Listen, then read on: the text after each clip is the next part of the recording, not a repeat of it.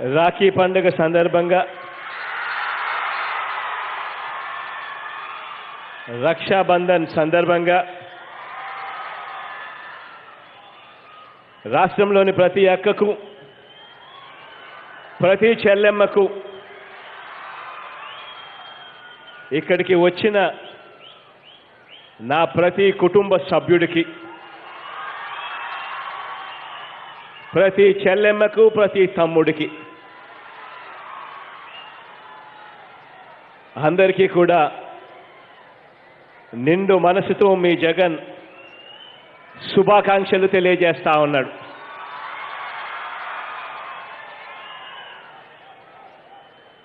నిజంగా ఈరోజు ఒక మంచి రోజు. దేవుడి దయతో అక్షరాల 11,02,000 మంది పిల్లలకు మంచి జరిగిస్తూ వారికి సంబంధించిన ఫీజులు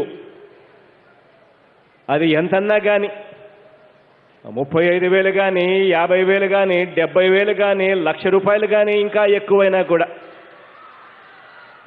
మొత్తంగా పూర్తి ఫీజు రీయింబర్స్మెంట్ 100% ఫీజు రీయింబర్స్మెంట్ ప్రతి 3 నెలలకు ఒకసారి ఆ 3 నెలల కాలం అయిపోయిన వెంటనే ఆ తల్లుల అకౌంట్లలోకి డబ్బు జమ చేసే ఒక గొప్ప కార్యక్రమానికి ఈరోజు శ్రీకారం చుడతా ఉన్నాం.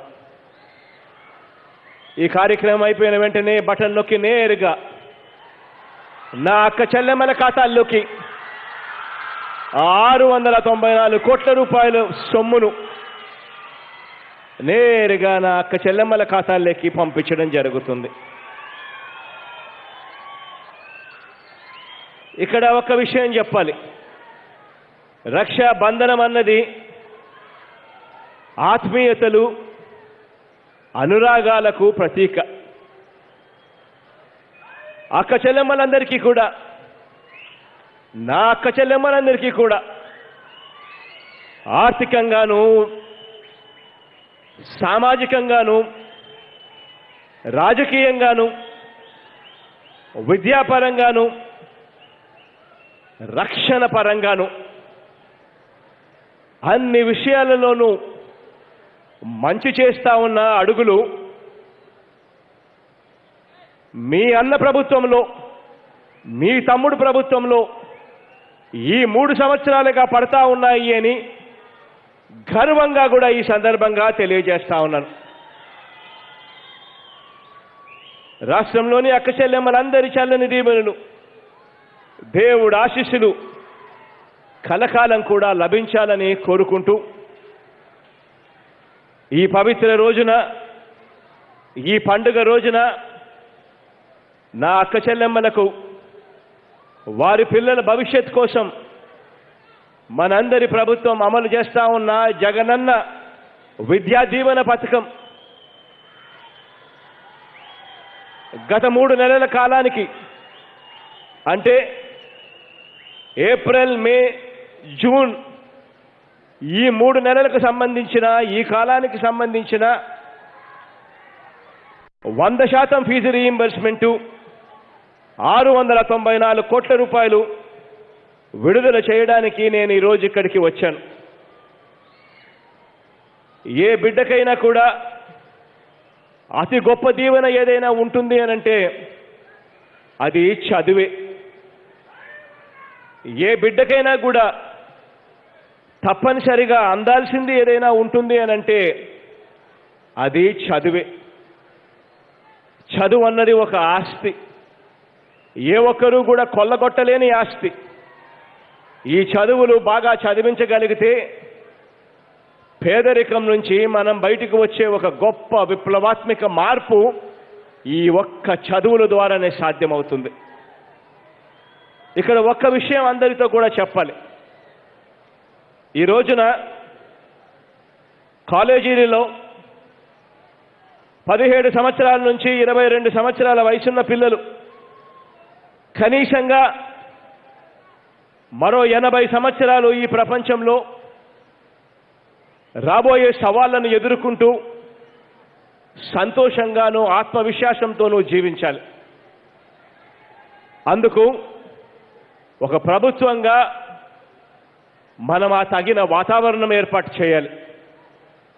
మనమంతా కూడా ఒక్కసారి ఆలోచన చేయమని అడుగుతా ఉన్నా. 10 సంవత్సరాల కిందట మనం ఎలాంటి ప్రపంచాన్ని చూసాం? 10 ఏళ్ల కిందట మన కుటుంబం ఎలా ఉండేది? మీరు కానీ, మీ కుటుంబం కానీ, మన దేశం కానీ, ఈ ప్రపంచం కానీ 20 సంవత్సరాల తర్వాత మన బ్రతుకులు ఎలా ఉంటాయి అన్నది ఎవరికైనా కూడా చెప్పగలగాలి అనంటే ఊహకందని విషయం అని చెప్పి ఈ సందర్భంగా తెలియజేస్తా ఉన్నా. అంత వేగంగా మార్పులు జరుగుతూ ఉన్నాయి. ఆ వేగంగా జరుగుతూ ఉన్న ఆ మార్పులను మనం గన ఆ మార్పుతో పాటు ప్రయాణం చేయకపోతే మన పిల్లలు ప్రపంచంతో పోటీ పడలేరు.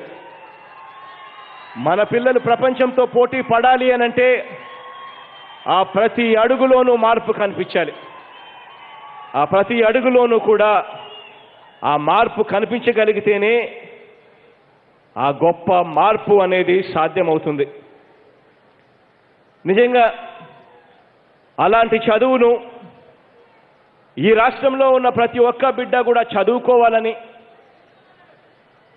ఎస్సీ, ఎస్టీ, బీసీ, మైనారిటీ, పేదరికంలో ఉన్న ఆ బిడ్డలు, నా బిడ్డలు,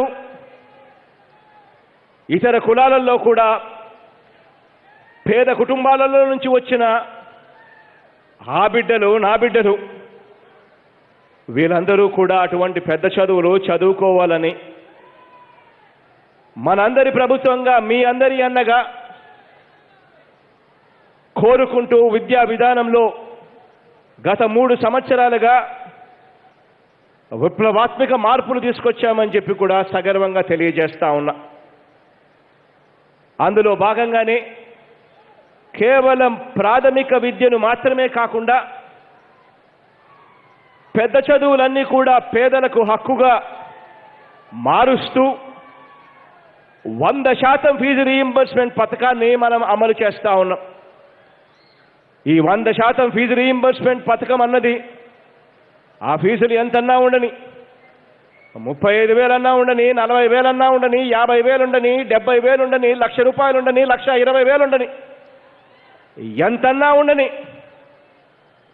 మీరు వెళ్ళండి, చదవండి.